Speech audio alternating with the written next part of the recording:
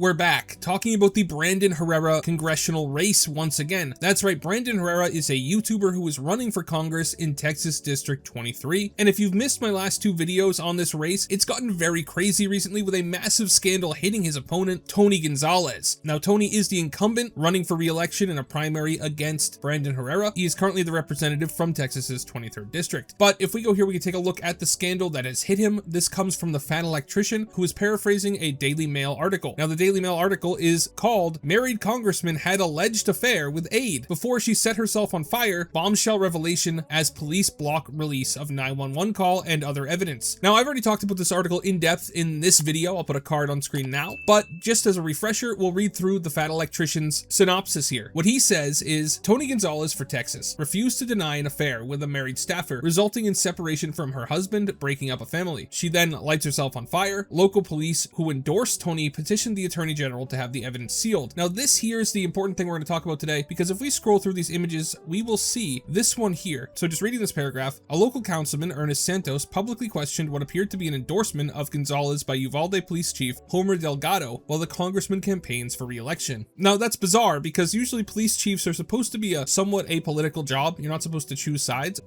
especially when there's a case before your department that may or may not have some relevance in the congressional race. So in this case, right, if we read the top paragraph here, in a letter to the state attorney general and to the Daily Mail and other requesting media outlets, investigators said they would withhold material, including the 911 call, video evidence, and police reports while they petitioned the attorney general to keep the files sealed. The unusual move, given that similar records are routinely released in active investigations, even when criminal charges are pending, has fueled accusations of favoritism towards Gonzalez, whose political influence looms large in Uvalde. But what the Daily Mail is saying here seems to be that the police chief, who they believe endorsed Gonzalez, is allegedly trying to petition the Attorney General to keep all the files sealed about a death investigation for a staffer who Tony Gonzalez was allegedly having an affair with. Now, of course, that could be totally innocent, right? You know, maybe they just want to keep it sealed because it has a big impact on public perception. They don't want to affect the race. But it is suspicious. Why would the police try to hide evidence of something that has to do with a public official to the point that they're trying to keep it sealed in what the Daily Mail calls an unusual move? Well, it just got weirder because Tony Gonzalez just helped another police force get a $500,000 grant. So it's a little weird that he's doing all of this stuff with police when people are already criticizing him for his ties to another police chief. So let's take a look at this tweet. Tony Gonzalez tweets out, "Results. Pleased to announce the city of Eagle Pass will receive a $500,000 COPS grant to hire more police officers. Funding the federal COPS grant is one of my top priorities on the House Appropriations Committee. Thank you to the city of Eagle Pass for your partnership to improve public safety along the border." But if we scroll down here, we can see it's facing some criticism. Police can and should be funded locally. This is an improper use of the federal government and taxpayer funds. I agree with this. It's weird when the federal government gets involved in funding local police. Now, there's an argument you can make that this makes sense because these police officers in Eagle Pass have to deal with people who are illegally crossing the border more than a lot of other police departments throughout the country would have to deal with that, which is technically an enforcement of federal law, I guess, if they're arresting illegal aliens. But to be honest with you, the Fat Electrician called this one out too. The Fat Electrician said, "Interesting. Hey, at Grok, is Rep. Tony Gonzalez on any congressional committees that oversee police funding? If so, could his position create an incentive for police to avoid thoroughly investigating or even attempt to conceal damaging evidence against him? Hypothetically, say he was having an affair with a staffer that led to her marriage falling apart and her later dying by self-immolation." Obviously, the Fat Electrician is implying something here. He's asking these questions because he thinks there might have been some funny business going on behind the scenes. And while I personally will not make any allegations like that, we can actually see what Grok answered him. Grok said, "Yes, Representative Tony Gonzalez serves on the House Appropriations Committee, which oversees the funding for the Department of Justice programs, including COPS grants that support local police hiring and operations. His role influences budget allocations, but does not directly control investigations, which fall under independent local and federal law enforcement protocols. Hypothetical incentives for interference remain speculative as ethical guidelines, Inspector General oversight, and congressional accountability mechanisms deter some actions." And to which the Fat Electrician says, "Thank you, Grok." And so what Grok's saying here is that yes, Tony Gonzalez is on the House Appropriations Committee, which oversees the COPS grant, that his role does have budget allocations, but does not directly control investigations. And then it goes on to say, hypothetical incentives for interference remain speculative. As Grok points out, there's probably other issues like Inspector General oversight and congressional accountability that would deter any cover-up of investigations going on. That being said, quite obviously, the Fat Electrician is implying that there's a big cover-up going on here, and you can reach your own decision on whether or not you agree with him. But I'd be wrong to say that I don't find it suspicious when there's already one police department doing something strange, and then he's giving a whole bunch of money to another police department. It's not a good look for the situation that he's allegedly in. Now, of course, if any of the allegations against Tony Gonzalez come out to be proven to be true, it will almost certainly affect his political future. Now, I'm not saying that any of the allegations are true. I don't have any more information than you do than what was in the Daily Mail article. And in the last election, the last primary, Tony almost lost already. In the runoff election, he only won with 50.6% of the vote to Brandon Herrera's 49.4% of the vote. That's 15,023 votes to 14,669 votes, which is an incredibly close election, barely over 1%. That's a 1.2% vote lead for Tony Gonzalez, an incumbent. That's unheard of, especially in the first political run for somebody like Brandon Herrera. So this time, not only is Brandon running with more name recognition, because people will remember him from last time,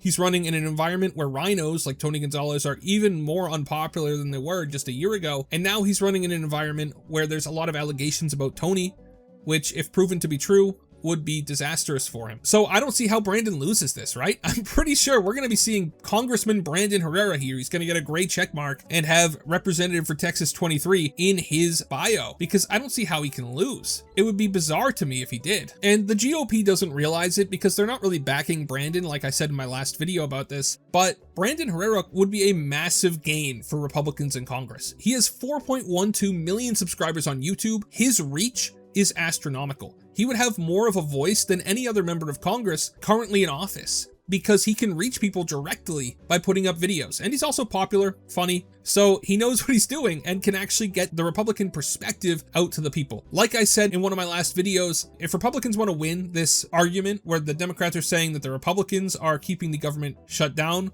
whereas the Republicans, and anybody who pays attention, knows for a fact that it's the Democrats who are refusing to vote in the Senate to pass the continuing resolution, all they'd have to do is have somebody like Brandon Herrera make a video explaining exactly what's going on and why it's the Democrats' fault. That message would reach more people than any of the advertising, any of the interviews that the Democrats do to try to frame Republicans. So it would be a horrible disaster if he didn't win. And genuinely, I think that he will win this time. Maybe it's just cope, maybe I'm just hoping, but I think he will. That being said, there was one other weird thing about Tony Gonzalez that I wanted to mention, because I'm talking about the government shutdown there.